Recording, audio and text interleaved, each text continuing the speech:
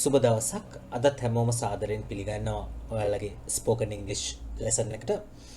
ඉතින් අදත් සූදානම් වෙලා ඉන්නවා ඔයාලගේ දිනදා භාවිතයට 100%ක්ම අත්‍යවශ්‍ය වෙන හොඳ ඉංග්‍රීසි වාක්‍ය කීපයක් කියලා දෙන්න. ඉතින් අලුතෙන් කවුරු හරි සම්බන්ධ වෙලා ඉන්නවා නම් ඔයාලට පුළුවන් අපේ පළවෙනි වීඩියෝ එකේ ඉඳලා දිගටම බලන් ඉන්න. අතරමැදෙන් බලනවට වැඩිය මුල ඉඳලා බලාගෙන ආවොත් ඔයාලට ගොඩක් තේරුමක් තියෙයි කියන එක තමයි අපේ විශ්වාසය.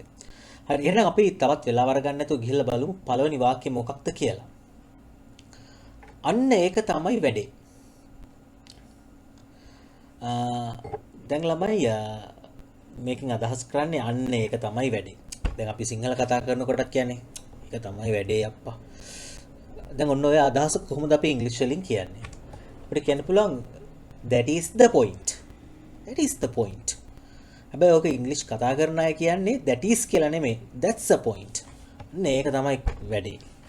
That's the point. That's the point. අන්න ඒක තමයි වැඩේ. හරි ගිහලා බලමු දෙවැනියට මම තෝරගෙන තියෙන එක. මොකක්ද ඇති තේරුම? මොකක්ද ඇති ඵලය? අපි අහනවානේ සිංහල මොකක්ද ඇති ඒකේ ඇති තේරුම? දැන් ඔක කොහොමද ඉංග්‍රීසි වලින් අහන්නේ? What's the point?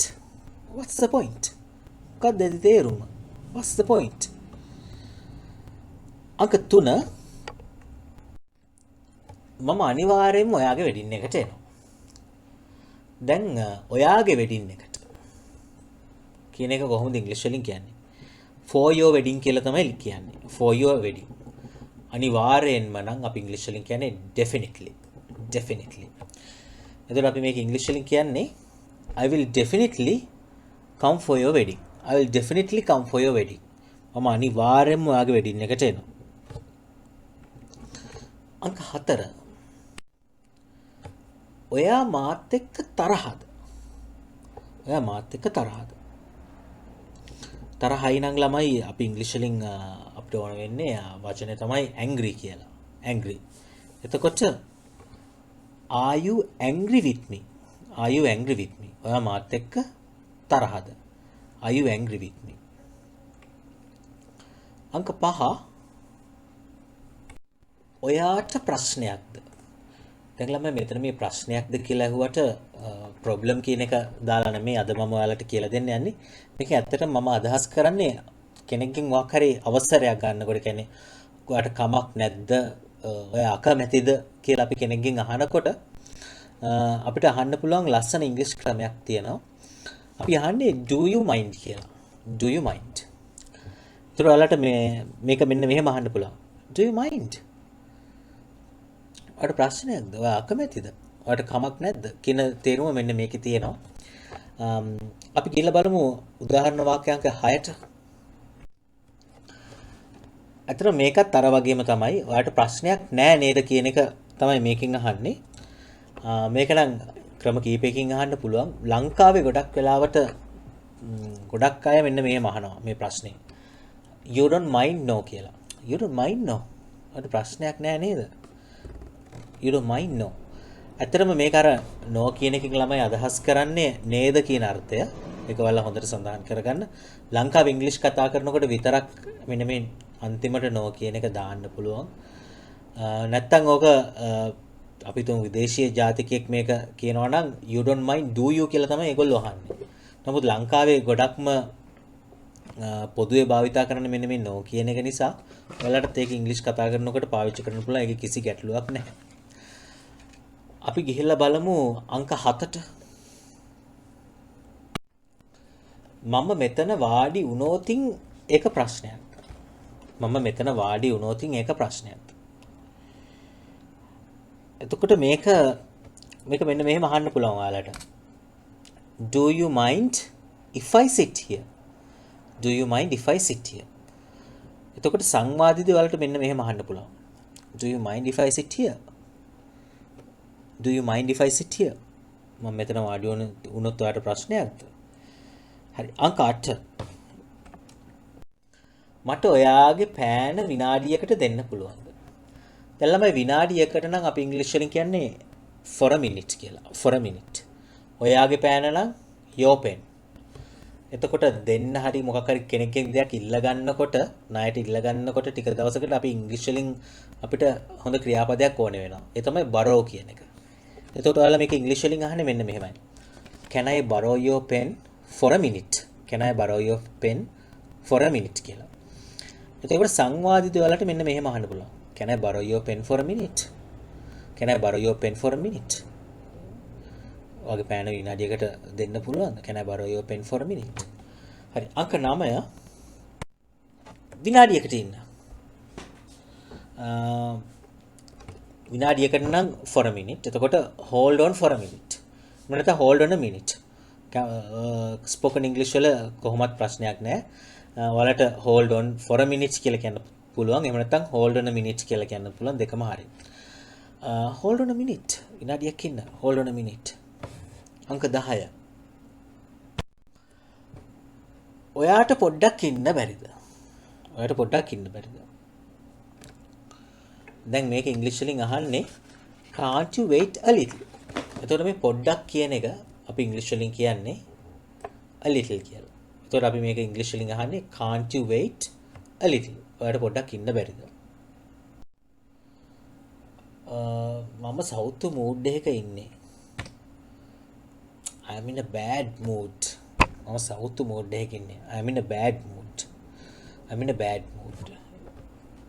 අංක 12. අපි දිග chat එකක් දැම්මා. මේ chat කියන එකෙන් ළමයි අදහස් කරන්නේ දිග කතා බහක් දැම්මා කියන එක. ගොඩක් වෙලාවට සිංහල කතා කරද්දිත් අපි කියනෝනේ දිග chat එකක් දැම්මා කියලා. කොහොමද මේ වාක්‍ය ඉංග්‍රීසි වලින් කියන්නේ? Put a long chat. Put a long chat.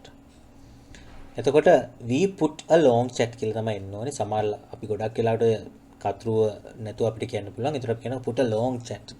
දිග chat එකක් දැම්මා. put a long chat. අංක 13 අපි දැන් පිටත් වෙමු. පිටත් වෙනවට ඉංග්‍රීසි වලින් කියන්නේ leave කියලා. leave.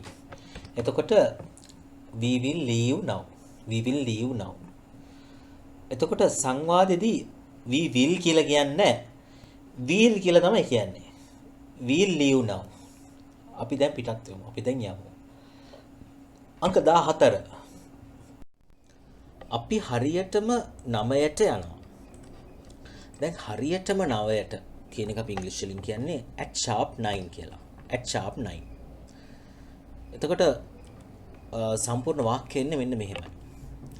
We are leaving at sharp 9. We are leaving at sharp 9. එතකොට ඔයාලට කියන්න පුළුවන් මෙන්න මෙහෙම. We are leaving at sharp 9. අපි හරියටම 9ට යනවා. We are leaving at sharp 9. මාව පුස්තකාලයේදී හම්බෙන්න. දැන් පුස්තකාලයට කියන්නේ ළමයි library කියලා. ඔයාලා එක දන්නවා library. එතකොට හම්බෙන්න නම් meet. එතකොට meet me at the library. meet me at the library.